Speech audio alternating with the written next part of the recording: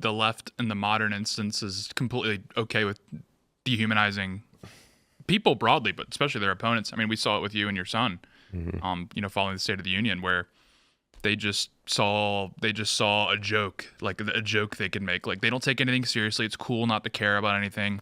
It's cool to be ironic, and they don't actually really they don't assign any value to human life whatsoever. And this is just exhibit A right here.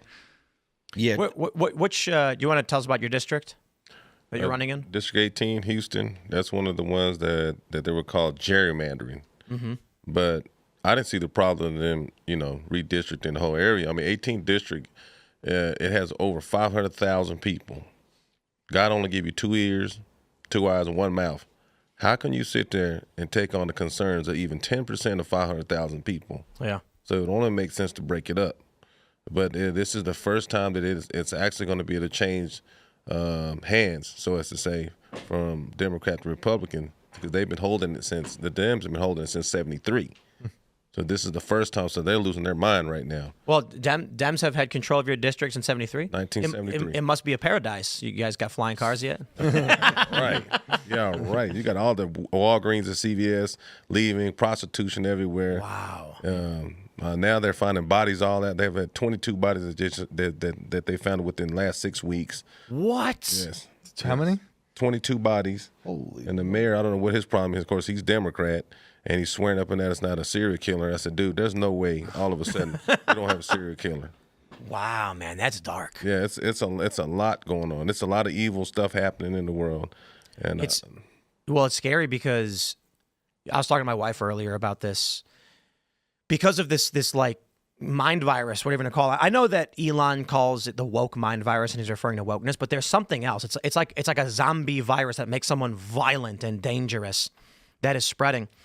And we were talking about why the left believes like Charlie Kirk is evil, and they escalate to this. And I said that phenomenon doesn't exist on the right.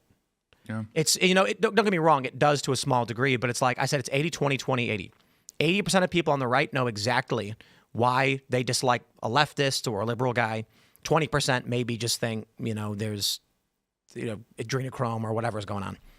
80% of liberals have no idea why they hate the right. Maybe 20% do, but I don't trust those 20% because they're probably high priests on social media or Democrat politicians. yeah. So what the right is, and the reason I bring this up in this context is they're actively trying to look at what's going on. They're actually trying to understand it. They're actually trying to work towards solving problems. Democrats seem to either absolutely just not know, not care, or both. And so we see this in every which way. All of our major cities, riots, crumbling, collapse because the Democrats that are in charge just don't care. Conservative-minded people, moderates, they're leaving. It was interesting. Just this past weekend, I was having a discussion with some people, and they asked like how big, how many people were in New York. And someone said, I think it's, 9 million people.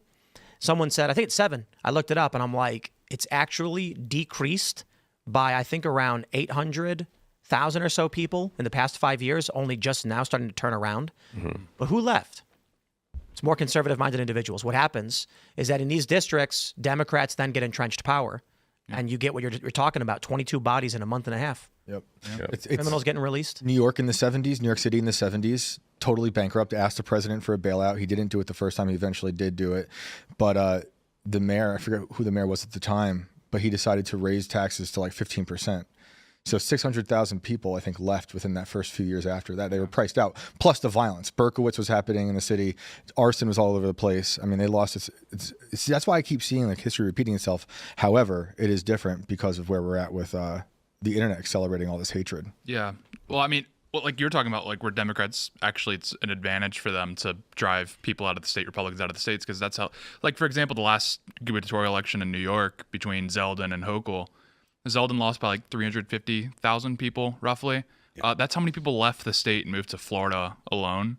So his entire margin of victory was in Florida because COVID drove them out. Don't forget that's why New Jersey actually is in play, is because a lot of Republicans have moved into New Jersey. So, they shot up his house. Don't forget. Yeah, they shot up Zeldin's house. I think his daughter was out like hiding beneath and stuff. Forgot about that totally. Yeah, insane. Yeah. Well, the city of Houston is broke. So the mayor, the Democratic mayor, came in there and gave the firefighter $700 million. They only had $749 million on cash on hand. So the police down there, the population density is about the same as Chicago. Now, Chicago has roughly about 10,000 police officers. Houston has 5,238 officers with a population density of 2.23 per 1,000 residents. You're going to have to fend for yourself. Yeah. Yep. That's what it's boiling down to. Yeah. It's not going to get no better. Well, It's not. yeah. And the diseases you're talking about, I call them the triple C disease. You have confusion, which they're doing a lot of confusing people right now. Then they've got confusion creates chaos. They've got a lot of chaos coming. That's all that's happened. Then it comes casualties. That's the way it goes. Those 3 C's right there. Yeah. Well, yeah. And that's how you keep what? Control. Yeah. Totally agree. Yeah. That's every city right now in this country. Yep. Yeah, it's a feature of the system, not a bug. Sorry, it's a feature of left-wing thought, not a bug. Because any beauty that does exist in our society in 2025, which is hard to find, does rest in right-wing thought, because right-wing thought is inherently hierarchical. Yeah. Where the left, it's a war on hierarchy, it's a war on beauty. So like the cities turning out like Houston, like San Francisco, like Chicago, that is a feature of left-wing thought that is natural. They hate beauty. They hate anything that resembles our divine nature in any sort of way. And a clean street with, mowed grass and no trash, that's actually horrifying to them. You don't like fentanyl and brutalism? Not a big fan, but yeah. So no, they love the rats. They love garbage everywhere. Like the idea of living in a favela is like romantic to them. They literally they post it on Twitter. They're like, That's true. They're like, this is like a nice aesthetic right here. Check this out, and it's like it looks like a war zone, like a Call of Duty map, and they're like, this is so aesthetic. And They'll argue because they can't think of anything more for themselves or they don't desire anything more for themselves, no one else should have any desires Precisely. beyond what they want. Thanks for checking out this clip from Timcast IRL. Make sure to watch the show live Monday through Friday at 8 p.m. Subscribe to this channel, and we will see you all there.